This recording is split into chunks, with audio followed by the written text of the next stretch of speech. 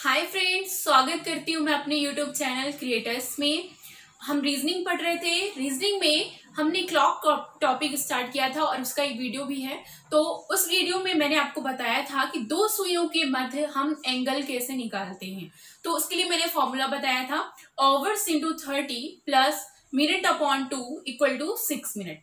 तो वहां पर आवर्स की जगह पे आपको आवर्स की वैल्यू रखनी होती है और मिनट की जगह पर मिनट की वैल्यूज रखनी होती है। तो उस कंडीशन में आप आंसर निकाल सकते हैं कि दो सुइयों के मध्य हम एंगल कितना प्राप्त कर रहे हैं। और अगर वो एंगल 180 डिग्री से अधिक होता है तब इस कंडीशन में आपको 360 से घटा करके आंसर देना है। ठीक है, ये चीजें क्लियर किया था मैंने। तो आज आइए हम लोग पढ़ते हैं ओवरलैपिंग के बारे में। तो देखते हैं कि ओवरलैपिंग होती क्या है।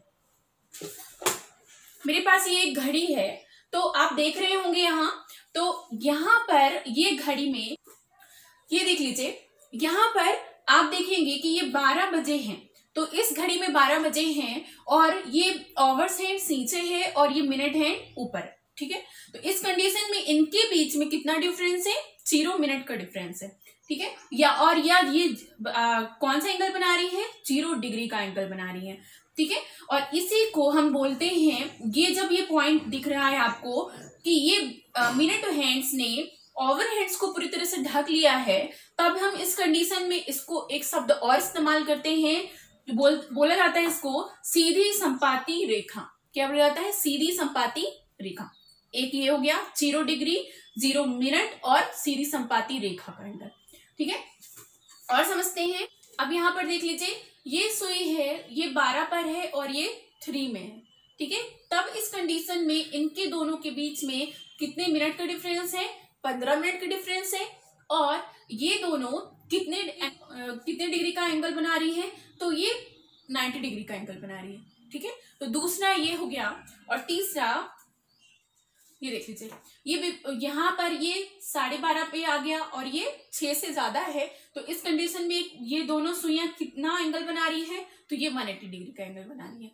ठीक है, तो यहाँ पर तीन तरह की ज्यामितीय आकृति बनती है। एक होती है 0 डिग्री ओवरलैपिंग और दूसरी 180 डिग्री ओवरलैपिंग और एक होती है 90 डिग्री ओवरलैपिंग। तो ये जो विभिन्न तरह की ज्यामितीय आकृतियां होती हैं, इनको ही हम क्या कहते हैं? ओवरलैपिंग या फिर अतिव्यापन। तो आइए हम स्टार्ट करते हैं। पहला है हमारा, हम स्टार्ट करते हैं 0 डिग्री ओवरलैपिंग से। तो 0 डिग्री ओवरलैपिंग को हम समझते हैं। 0 डिग्री ओवरलैपिंग, तो 0 डिग्री ओवरलैपिंग क्या होता है?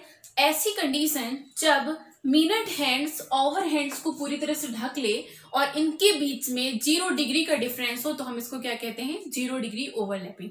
और इसके लिए एक और शब्द इस्तेमाल किया जाता है, ये जो आकृति बनाती है, इसके लिए हम इस्तेमाल करते हैं सीधी संपाती रेखा। सीधी संपाती रेखा, 0 डिग्री ओवरलैपिंग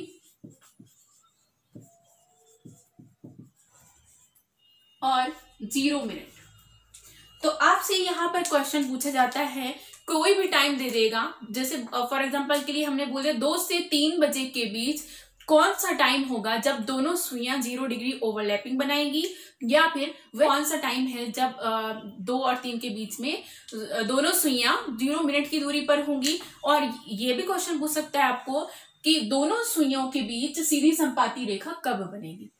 कोई एक टाइम दे देगा आपको।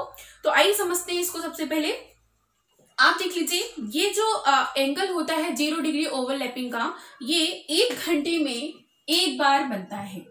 ये 1 घंटे में एक बार बनता है और 24 घंटे में ये 22 बार बनता है।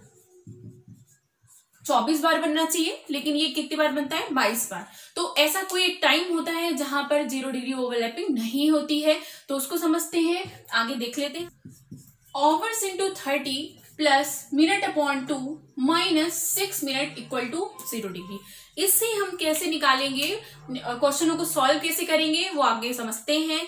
जैसे मैंने लिया टाइम, एक टाइम ले रही हूं मैं 7 से 8 बजे के बीच 0 डिग्री ओवरलैपिंग कब होगी? तो देख लेते हैं कैसे निकालना है आपको। यहाँ पर आपको 7 से 8 बजे के बीच बोला गया है, मतलब 7 बजकर कुछ मिनट की बात की कर रहा है। तो यहाँ पर आपको सिर्फ मिनट निकालना है, तो उसको आपको समझना है कि सॉल्व कैसे करना है इसको क्वेश्चनों में रख के।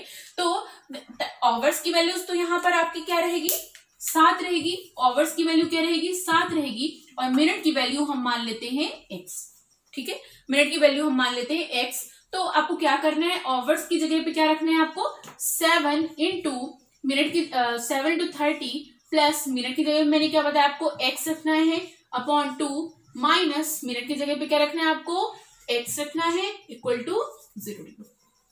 ठीक है, आगे बढ़ते हैं। तो ये क्या हो गया 210 प्लस ये दोनों वैल्यूज को हम उधर लेकर जाते हैं, तो ये क्या हो गया 6x माइनस x अपॉन 2। ठीक है, तो ये 210 इक्वल टू ये क्या हो गया, जब हम एलसीएम लेंगे तो 2 और ये क्या हो गया 12x माइनस x।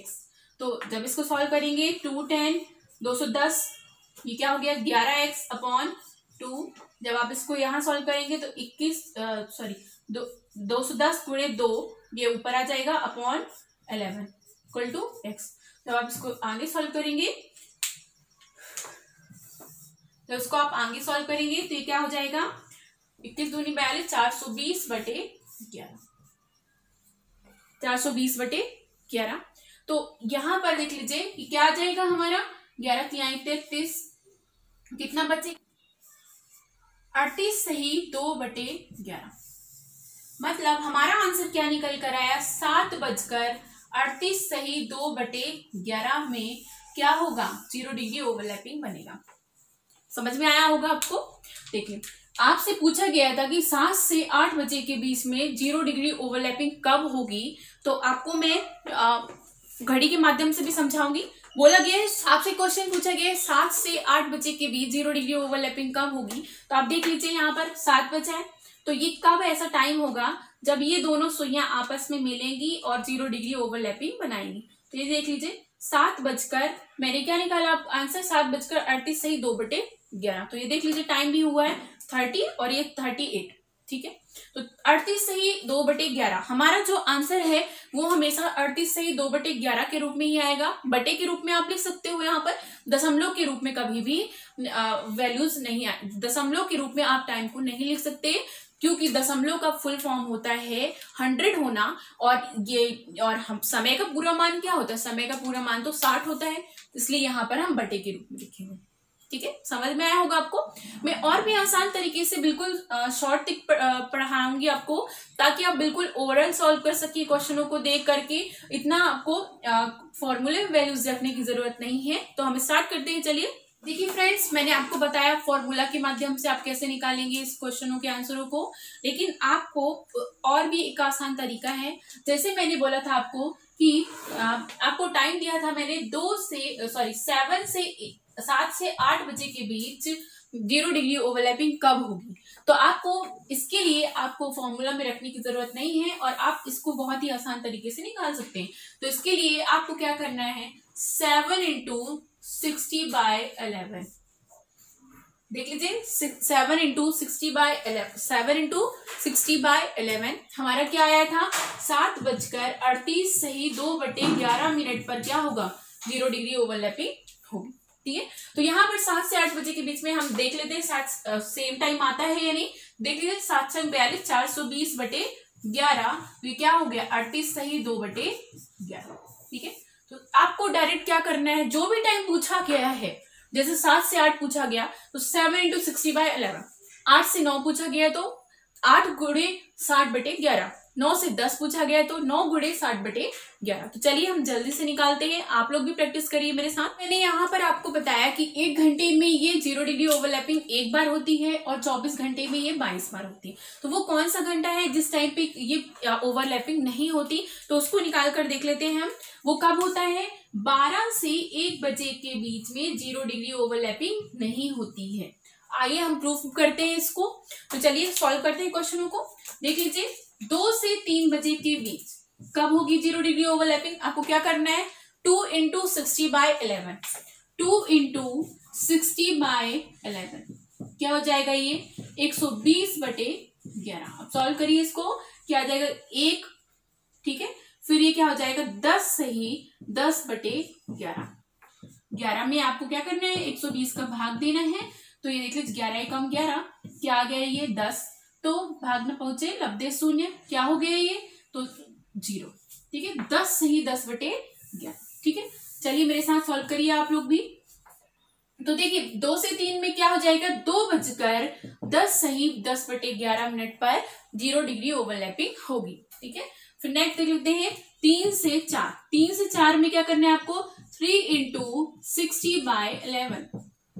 3 × 60/11 ये क्या हो जाएगा, चलिए 18 180/11। अब इसको सॉल्व करेंगे आप, क्या आएगा देख लीजिए। तो 11 एकम 11, क्या हो गया यहाँ पर 7 बच रहा है, तो 16 सही 4/11, मतलब 3:16 सही 4/11 पर 0 डिग्री ओवरलैपिंग होगी, ठीक है।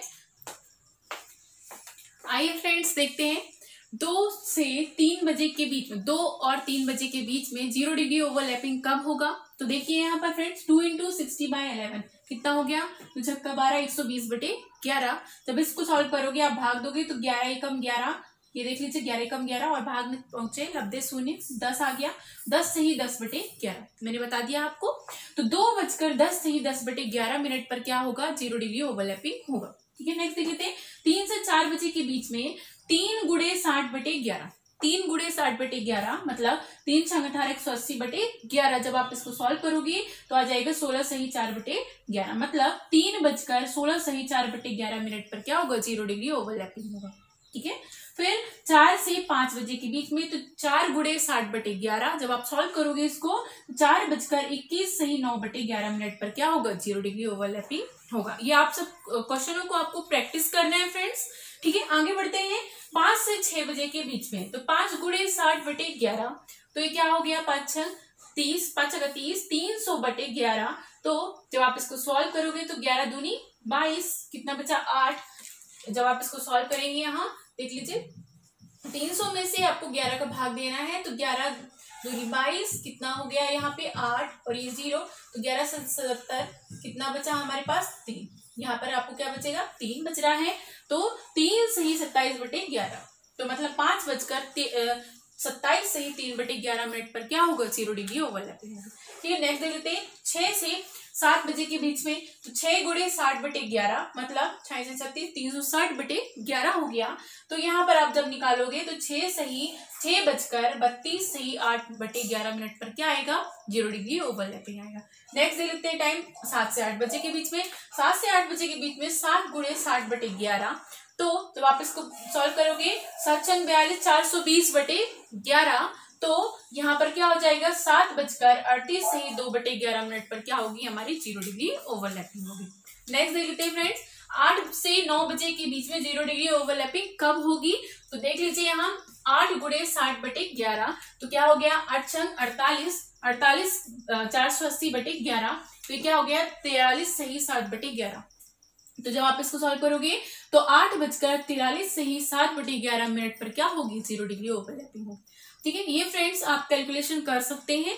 मैंने आपको एक प्रोसेस बता दिया है कि आप इसको कितने आसान तरीके से कर सकते हैं। जो भी टाइम दिया होगा आपको उसके साथ में क्या करना है, टाइम फर्स्ट टाइम जैसे 8 से 9 दिया है तो 8 के साथ में 8 × 60/11, ठीक है।